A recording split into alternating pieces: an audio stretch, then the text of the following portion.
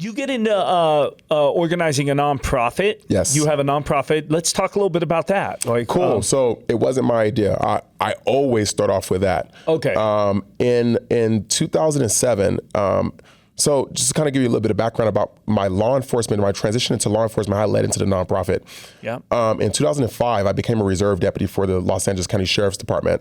And, did the reserve thing, went through all the academies, got my post certificate. I was a full-fledged deputy sheriff at some point, according to the state of California. And then when I wanted to go full-time, they said, well, you got to go back to the academy, which was crazy because I already had a post certificate. That's the certificate you need to be a peace officer. But I said, I love my department. I really, really wanted to do it. I knew where I wanted to land, right? So I went through it. And as a part of every academy class, you have to honor a fallen deputy. And so we honored Deputy Jimmy Richard Henry, who was the first and only deputy sheriff to be identified as passing away in the line of duty in Catalina Island, which is, people forget, is still a part of Los Angeles County. Right. And so, long story short with his story, he had developed pulmonary fibrosis after responding to a fighter jet crash at the China Wall in Catalina Island. He didn't die immediately. He responded to the call. He, looked for the pilot, couldn't find one. But, he served very bravely. Wasn't a smoker. He went to the doctor 2 weeks later because he was an avid runner, did exercise quite a bit. And he ended up going to the hospital, and the doctor told him, you need to stop smoking. And he said, but I'm not a smoker. He didn't. Well, okay, well, if you're not a smoker, your lungs should heal back here pretty soon. But they didn't. Later on, he ended up having to get a lung transplant. He did find one about a year later. It was because of he says, 18-year-old crashed on a motorcycle off of the 91 freeway. And so he did receive that lung transplant, but there was some type of fungus that developed on his lungs. And as a result, he had to go back for another one. And as you know, when it comes to transplants, going for a second try is very rare, if not impossible. So he had later passed. As a result of learning his story, we decided to honor him. And we have to reach out to the family. We have to find them, hound them down. I mean, Deputy Jimmy Richard Henry had been long forgotten, but I found some deputies who had worked with him in the past. And I ended up locating those partners of his.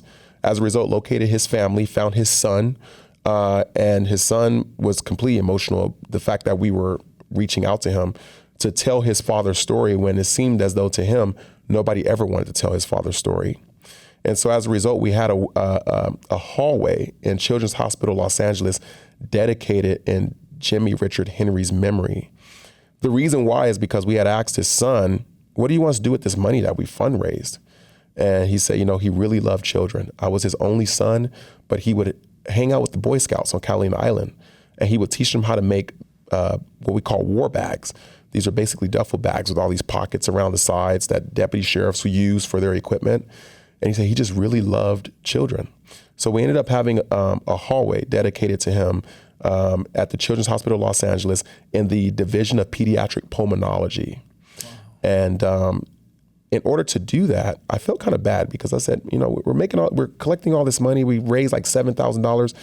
I brought in, I developed a really good relationship with Children's Hospital Los Angeles Division of Pediatric Pulmonology. And I said, I want to do something for them again. Don't let the colors run or the honoring of the deputy be the end of it. We did our job, but I said, I want to do something again. So I went back the next year, and we did this project called the Breath Giving Portraits Project. Everybody aspires to take a breathtaking photo, but what about a photo that gives back? Breathtaking and flip it, breath giving. And so what we did, we went to Children's Hospital Los Angeles, and we recognized that during the holidays, you have children in the pediatric pulmonology ward who cannot go home. They're stuck on ventilators, hospital beds. Many of those children, they are a part of families that don't have the funds to be able to even go home if they wanted to. And they're also part of families whose parents don't have the money to fly back and forth to come and see them. So we did another fundraiser. This time I did it with, in conjunction with a few friends who worked for Disney, and we even had the voice of Phineas and Ferb come out.